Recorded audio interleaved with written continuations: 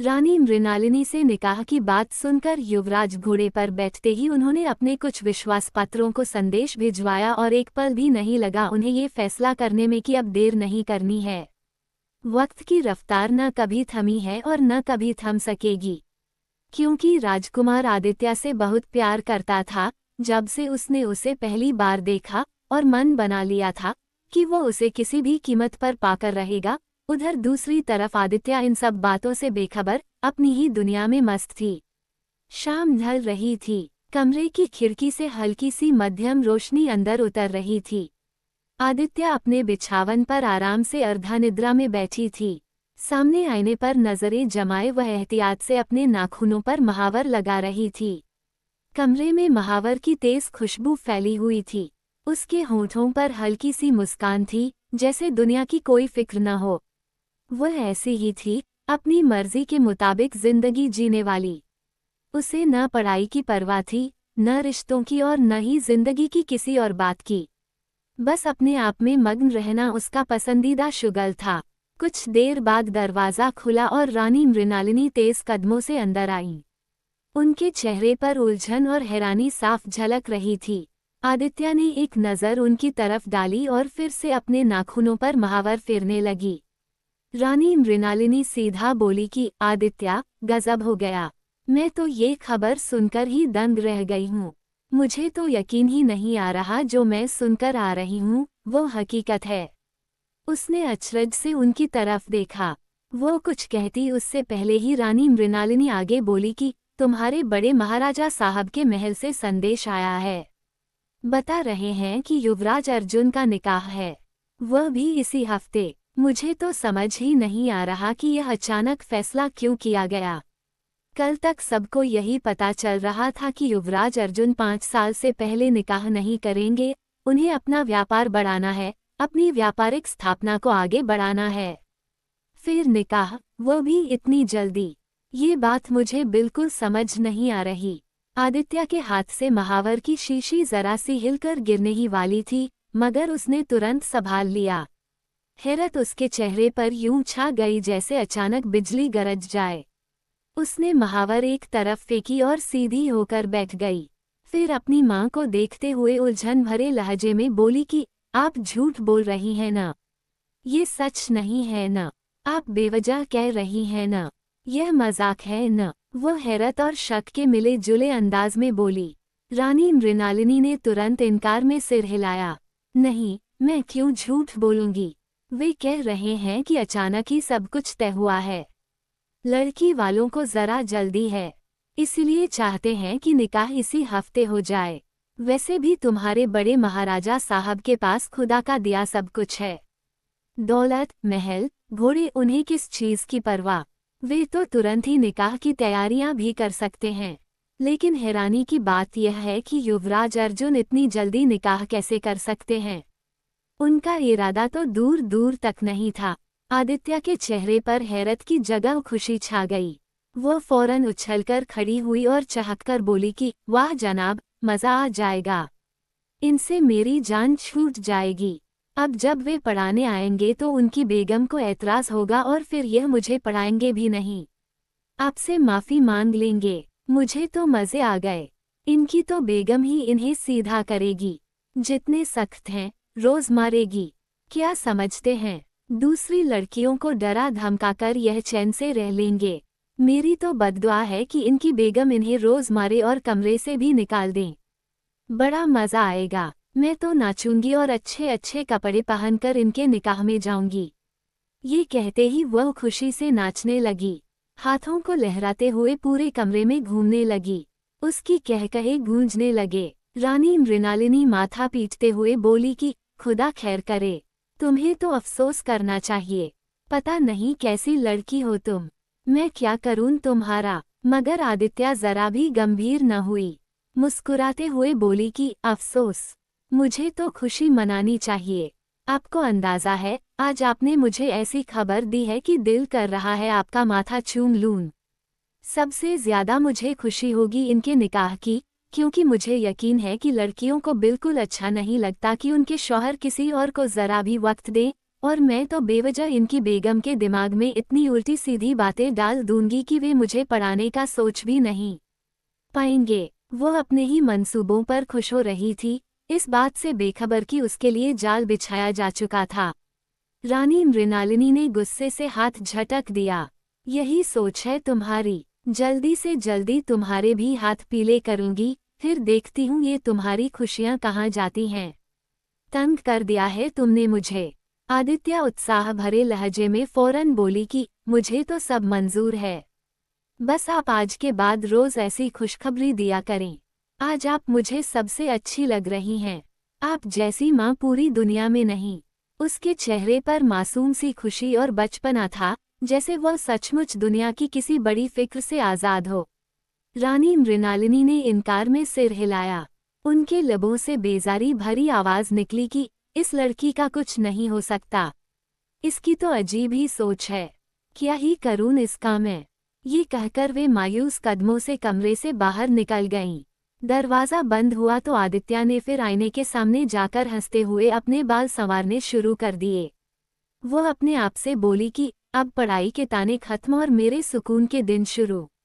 वाह बेगम साहिबा, किस्मत ने भी खूब खेल खेला है। कमरे में महावर की खुशबू और आदित्य की हंसी गूंज रही थी। बाहर शाम की हवा में ठंडक बढ़ गई थी, मगर अंदर आदित्य की खुशी ने फिजा को जैसे हल्का फुल्का और शोक बना दिया था।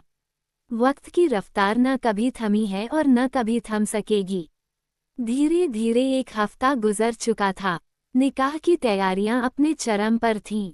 शाम ढलते ही निकाह के स्थान पर जाने का वक्त करीब आ गया था। आदित्य कमरे के आईने के सामने खड़ी थी, कानों में झुमके झिलमिलाते और खुले बाल कंधों पर बिखेरे। दुपट्टा उसने बेपरवाही से एक तरफ डाला हुआ था। आईने में अपनी झलक देखकर वो मुस्कुरा रही थी। उस वक्त वो बला की हसीन लग रही थी, जैसे हर नज़र को अपनी तरफ खींच ले। इसी दौरान रानी मृणालिनी कमरे में दाखिल हुई। एक नज़र अपनी बेटी पर डाली और तुरंत घबराकर बोली कि आदित्य, यह क्या हाल बना रखा है। अगर युवराज अर्जुन ने तुम्हें खुले बालों में देख लिया तो बेवजह तुम पर गुस्सा करेंगे। ये बाल समेटो और दुपट्टा अदब से सिर पर लेकर महफिल में चलो। तमाशा लगाने की जरूरत नहीं है। हद करती हो। वे दूल्हा जरूर बने हैं, लेकिन तुम पर सख्त नजरें रखेंगे, ये बात याद रखना। आदित्य ने आईने में ही माँ की तरफ देखा, फिर इतराकर बोली कि मैं क्यों सुनूं उनकी बात। अब तो उनकी बेगम आ चुकी हैं। रोक टोक करनी है तो अपनी बेगम को करें। मुझ पर किसी भी किस्म का धौंस जमाने की जरूरत नहीं है। मैं अब किसी की नहीं सुनूंगी। आए बड़े। रानी मृणालिनी ने बेटी की जिद देखकर दोनों हाथ कमर पर रखे और तेज लहजे में बोली कि 2 थप्पड़ दिखाऊंगी तुम मुझसे। बाल बांधो फौरन। खानदान के बड़े तुम्हें तो कुछ नहीं बोलेंगे, मगर मेरी शामत आ जाएगी। तुम्हारे बड़े महाराजा साहब भी डांटेंगे, तुम्हारे वालिद भी मुझे डांटेंगे। फौरन समेटो, वरना अभी तुम्हारे वालिद तो आ ही रहे हैं, वही तुम्हारा दिमाग दुरुस्त करेंगे। आदित्य मुंह बिसूरते हुए बोली कि खानदान में एक लड़की होने के बहुत नुकसान हैं। बेवजह लोग कहते हैं कि इकलौती लड़की सबकी लाडली होती है। मुझ पर तो तमाम कानून आयद किए जाते हैं। यह मत करो, ऐसे कपड़े मत पहनो, उधर मत जाओ, यहाँ मत बैठो। यार अम्मा जान, इंसान हूँ मैं। बाल खोलकर जाऊंगी। हमारी सारी चचेरी बहनों की यही शान है। फूफी की लड़कियां भी तो बाल खोलकर आ रही हैं। रानी मृणालिनी सख्त लहजे में बोली कि फूफी की लड़कियों का खानदान अलग है, उनका वालिद अलग है, मगर तुम्हारा खानदान एक है। तुम्हें अपनी इज्जत का ख्याल रखना है। बस, ज्यादा बहस नहीं। फौरन बाल बांधो। आदित्य ने आईने के सामने खड़े होकर माँ को मुंह बनाकर देखा, जैसे दिल पर जबरदस्ती कर रही हो। मगर आखिरकार उसने संजीदगी से कंघी पकड़ ली और बालों को आहिस्ता आहिस्ता समेटने लगी। जैसे ही उसने बालों को जूड़े की शक्ल दी, दुपट्टा सिर पर संभाला तो उसकी खूबसूरती और निखर गई थी। रानी मृणालिनी के लबों पर एक हल्की सी मुस्कुराहट आई। दिल ही दिल में बेटी की बलाएं उतारी और धीरे से दुआ की, या खुदा, मेरी बच्ची के नसीब अच्छे करना। उसी वक्त दरवाज़ा खुला और महाराजा विक्रम सिंह कमरे में दाखिल हुए। वे मुकम्मल तैयारी के साथ खुश व खुर्रम दिखाई दे रहे थे। अपनी बेटी को देखकर उनके चेहरे पर खुशी फैल गई। वे करीब आए और आदित्य के सिर पर मोहब्बत से हाथ रखते हुए बोले कि मेरी लाडो रानी बहुत खूबसूरत लग रही है। आदित्य नजरें झुकाकर मुस्कुराते हुए बोली कि शुक्रिया अब्बू जान। महाराजा विक्रम सिंह ने बेगम को देखा और इत्मीनान की सांस ली। फिर बोले कि चलो, देर हो रही है, सब हमारा इंतजार कर रहे होंगे। आदित्य ने थैला उठाया। रानी मृणालिनी ने दुपट्टा दुरुस्त किया और महाराजा विक्रम सिंह ने मुस्कुराते हुए दरवाजा खोला। तीनों साथ साथ निकले। महल के बाहर घोड़ागाड़ी तैयार खड़ी थी। शाम की हवा में हल्की खनक थी और फिजाओं में निकाह की गहमागहमी का रंग घुल चुका था। आदित्य ने घोड़ागाड़ी की तरफ कदम बढ़ाते हुए एक आखिरी नज़र अपने खुले बालों पर डाली। फिर हल्की सी मुस्कुराहट के साथ घोड़ागाड़ी की लकड़ी में अपनी झलक देखी। दिल में अब भी जिद का शोला हल्का सा सुलग रहा था, मगर माँ और बाप के चेहरों की खुशी देखकर वह खामोशी से बैठ गई थी। घोड़ागाड़ी के दरवाजे बंद होते ही उनका सफ़र निकाह के स्थान की तरफ शुरू हुआ। शाम के झुटपुटे में गलियां दियों की रोशनियों से जगमगा रही थीं और हर लम्हा आदित्य के लिए एक नए तमाशे का इशारा कर रहा था। कुछ देर बाद शहनाई की गूंज, दियों की चमक और बड़े आंगन की दीवारों पर जगमगाती रोशनियां सब कुछ इस बात की गवाही दे रही थीं कि यह किसी बड़े घराने का निकाह है। मेहमानों की भीड़ हर तरफ फैली हुई थी। आदित्य अपनी चचेरी बहनों के झुरमुट में बैठी थी, मगर बाकी सब लड़कियों से बिल्कुल अलग दिखाई दे रही थी। उसके संजीदा नक्श और सिर झुकाए बैठने का अंदाज बाकी सब की शोखियों और कहाकहों के दरमियान नुमाया था। अभी वह कुछ कहती कि उसकी चचेरी बहन प्रियंका करीब झुकते हुए आहिस्ता से बोली कि तुम्हें पता है, दुल्हन का कुछ पता नहीं चल रहा। पूरा 1 घंटा हो गया है, तैयार तो हो चुकी है, मगर यहाँ पहुँची ही नहीं। आदित्य फौरन चौंककर बोली कि क्या, सही बताओ, कहीं युवराज अर्जुन से निकाह से मुकर तो नहीं गई? लेकिन देखो ना, कितने मेहमान आए हुए हैं। प्रियंका ने घबराकर कंधे उचकाए। पता नहीं, बस अजीब सा लग रहा है, कहानी कुछ और ही लगती है। आदित्य मजीद सवाल करने ही वाली थी कि अचानक रानी मृणालिनी हड़बड़ाते हुए उनकी जगह के पास आईं। उनकी आंखों में घबराहट और कदमों में बेचैनी साफ छलक रही थी। वे सीधी आदित्य के पास आईं और उसकी कलाई मजबूती से थामकर तेजी से बोली कि चलो, जरा महल के भीतरी कमरे में आओ, हमें तुमसे जरूरी बात करनी है। आदित्य ने हैरान नजरों से मां को देखा। अम्मा जान, क्या हुआ है? क्यों चुपचाप आओ, वक्त कम है। रानी मृणालिनी सख्त लहजे में बोली और उसे साथ लेकर महल के भीतरी कमरे की तरफ बढ़ गईं। दरवाज़ा खुलते ही आदित्य की नज़रें अंदर मौजूद लोगों पर जम गईं। वहां बड़े महाराजा धीरेंद्र, उनके साथ उनकी बेगम महारानी शालिनी और उसके अपने वालिद महाराजा विक्रम सिंह मौजूद थे। कमरे की फिजा भारी थी, जैसे सबके दिलों पर बोझ रखा हो। महाराजा धीरेंद्र खुद उठकर आगे बढ़े। उन्होंने आदित्य के सिर पर शफकत भरा हाथ रखा और धीरे से बोले कि मेरी गुड़िया, आज देखते हैं कि तुम अपने बड़े वालिद से कितना प्यार करती हो और उनकी बात को कितना मानती हो। आदित्य की आंखों में हैरत थी।